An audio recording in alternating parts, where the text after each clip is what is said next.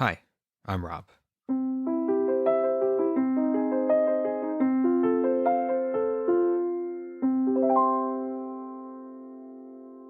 Tale number 1.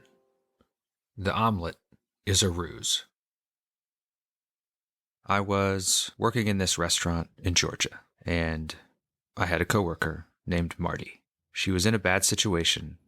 She was living with like an aunt and an uncle, and some strange things were happening at the house that were making her uncomfortable.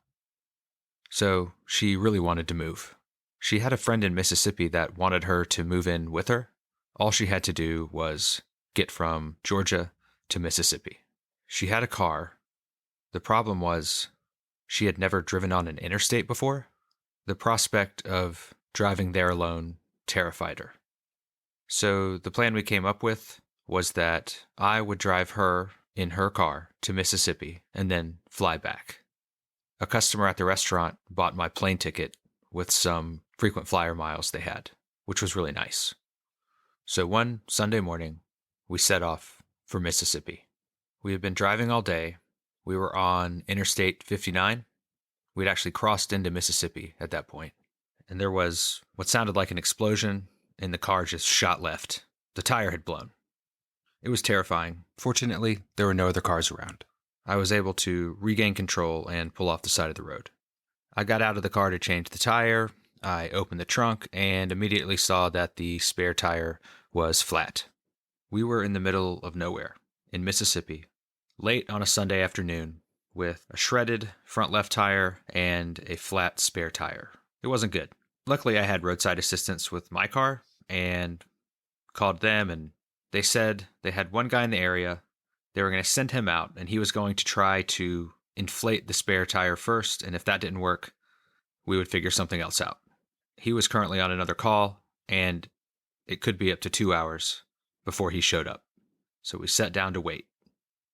Marty had a bunch of episodes of Friends loaded onto her phone. We started watching one of those, and someone showed up to help us before the first episode was even over. He was in a pickup truck. He had a long ponytail, and his name was Kenny. He had an air compressor in his truck. He tried to inflate the spare, and it wouldn't hold air. He said all he could do was drive us to Walmart with the shredded tire, and we could buy a new one. It was Sunday, and nowhere else was open, and Walmart was like an hour and a half away. I thought maybe since he was in the business, he might know somebody that had a tire that was closed, or maybe he had a tire. So I asked him if he could find a tire nearby, we would be willing to pay him in cash. And he said, actually, I think I have one of these tires at my house, but I wouldn't feel comfortable leaving you here on the side of the road. So if we do this, I want you to ride with me. We'll go to my house. I'll put the tire on the wheel. We'll be back in less than an hour. Telling it now, maybe the decision to go with him wasn't the safest one, but at the time, we didn't hesitate. We jumped in his truck, and off we went. He lived on a farm out in the middle of nowhere. There were goats. There was a donkey that he said he had to keep coyotes away. There were chickens. There was a main house, and then there were all these outbuildings. He took us into his house, and there was a woman sleeping on a sofa in the living room. He told us to wait at the kitchen table, try and be quiet, to not wake her up, and he left us there alone. As soon as he was gone, she woke up. Her name was Julie. She was Kenny's sister. We explained what we were doing there. Marty told her all about her fresh start. Julie seemed to be truly moved by this, and told Marty how proud of her she was, even though they had just met. Then she asked us if we wanted anything to eat. I said no. Marty said yes. So Julie made us an omelet. And it was the most amazing omelet I have ever had in my life. It was just eggs from their chickens, some milk, and then she went out to their garden and got some herbs. It was simple, it was fluffy, and incredible. I told Julie how much I enjoyed the omelet, and she said she had actually been to culinary school in France. In order to graduate, one of the things she had to be able to cook was the perfect omelet. Right around this time, Kenny returned. He had put the tire on the wheel, and it was time to go. We thanked Julie and headed back to the car. We had never actually discussed how much the tire cost. Kenny told me it would be $100. I looked at my wallet. I had $60. I felt like a huge idiot because I was the one who had suggested this whole buy a tire with cash thing in the first place. Kenny said, don't worry about it. $60 is fine. So I gave him the money. He took us back to our car. He put the wheel back on with the new tire, and he left. This is when things started to get weird. So we were back in the car, on the side of the highway, about to leave, and a tow truck pulled off the road and parked behind us. A man got out of the truck, I got out of the car, and we talked. His name was Scott, and he was responding to a call for roadside assistance. I said, some kind of mistake has been made. They already sent someone else. We were about to get back on our way. He got like a confused look on his face and said, that's impossible. Your roadside assistance company only has a contract with one person in the area, and that's me. So I told him the whole story about Kenny, and he got more confused. He was also concerned he would not get paid for coming out, so he wanted me to call the roadside assistance people and see if they could explain what happened. They confirmed what Scott said. He was the only guy in the area that they used, and he's the one they sent to help me. Nobody else. So I told them about Kenny. Both Scott and the roadside assistance person were very worried that something bad had happened. They were convinced that Kenny was posing as a roadside assistance technician and had taken advantage of us in some way. The first concern was that he had sold us a bad tire. So Scott took the wheel off and examined the tire and determined that it was brand new. Then they thought maybe he had overcharged for the tire or something like that. I told them I paid $60 for it, and Scott said that made no sense because that tire should cost around $100. The next thing they did was called the police. The roadside assistance company wanted a police report, so we had to wait like half an hour for a police officer to show up. He was convinced that while Kenny took us to his house, there was an accomplice that showed up and stole something from our car or did something to our car.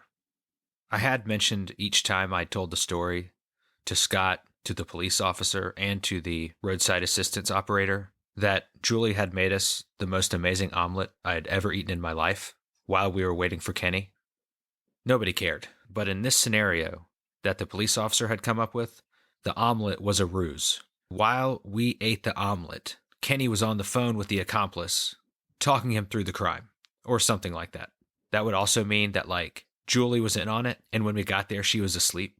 So she and Kenny and some accomplice hatched a plan where she would pretend to be sleeping and then wake up and make us an omelet. Anyway, the police officer asked Scott to look under the hood and see if anything had been taken from the car. And then he asked Marty and I to go through everything, our luggage and stuff, and see if we were missing anything. Nothing was missing. Scott, the police officer, and the roadside assistance person were still convinced that we were just missing some piece of information, something that would illuminate the crime that had been committed by Kenny. I was starting to agree with them because it really just didn't make any sense. And so the police officer called another police officer, and they came up with a new theory. It was pretty much the same as the old theory that Julie, Kenny, and an unknown accomplice had tricked us to get us away from the car. Kenny was posing as someone responding to a request for roadside assistance. Julie was pretending to be asleep when we walked in, and then she made us the most perfect omelet ever made as a distraction. And instead of the accomplice stealing something from us, the accomplice planted drugs in the car while we were away, and then we would leave and drive to Marty's new place, and then I would fly back, and then someone would either steal Marty's car to get the drugs, or just get them out at some point in time when the car was left unattended. Everyone agreed the car should be towed in and searched for drugs. Well, everyone agreed except Marty. And if she had not stepped up and said something, who knows how long we would have been there trying to figure out what horrible thing Kenny had done. She said, "This plan you've come up with is stupid. It makes no sense. It's absurd." What if Kenny had no idea that we had called for roadside assistance? What if he wasn't posing as anyone? What if Kenny was just a normal guy driving down the road and saw some people that needed help, so he stopped and helped? And then it ended up being a bigger task than he had anticipated. But he kept helping. He took us to his house. He happened to have a tire that we needed. He sold it to us for less than he paid for it. His sister Julie made us The most incredible omelet we will ever eat in our lives because we were guests in her home and she liked making omelets. No secret plan. No crime committed. Just people being kind. The police officer, Scott, and the roadside assistance operator, who was still on the phone, strongly disagreed. They all said no. Something had to have happened. They thought she was being naive. She looked at me. I thought about it. I felt like a big idiot. Kenny had never presented himself as someone that had been dispatched to help us. He just showed up, got out of his truck, and started helping. I was ashamed I was so easily convinced that he was up to no good, when there really wasn't any evidence of that at all. So I looked at Marty, and I said, "Of course you're right." And we got in the car, and we left.